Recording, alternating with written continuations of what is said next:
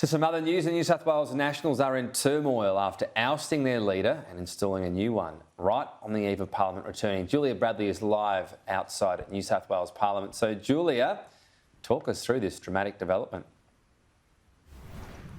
Well, Tom, as you say, new leader of the New South Wales Nationals, the junior coalition partner, and that is following an internal brawl within the party. So yesterday afternoon, a party room meeting was held, and the result of that party room meeting was that Dubbo MP Dugald Saunders has been named the new leader of the Nationals, ousting Paul Toole. Now, this all unfolded because of an internal brawl that was to do with the fact that an upper house MP, Ben Franklin, he was deciding to nominate for a lucrative parliamentary role, and there were revelations yesterday that Paul Toole knew about this decision before it was made public. It was this decision that created a massive rift within the Nationals, and that was all because his colleagues believed that this deal, the decision to nominate for the president of the upper house role with backing from Labor, could have given Labor an effective majority in the upper house. Ben Franklin, a good friend of Chris Minns, a godfather to one of his children,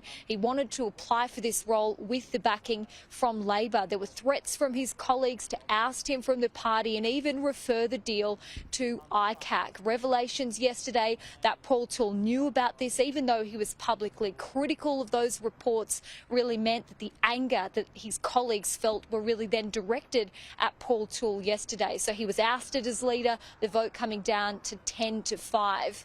And this issue, these dramas for the Nationals, very much spilling over into the rest of the coalition. The Liberals delaying the announcement of a shadow cabinet, that coming through earlier this morning. So some notable changes. Natalie Ward, who's the former Roads and Women's Minister, she has been appointed Deputy Liberal Leader, and this was after a party rule change allowing someone to be selected from the upper house as well as the lower house. Kelly Sloan, who claim the electorate of Vaucluse at the most recent election, also given a role in shadow cabinet. Julia, meanwhile, a new political force could be emerging in New South Wales, an interesting one in terms of the major parties and the threat to them as well.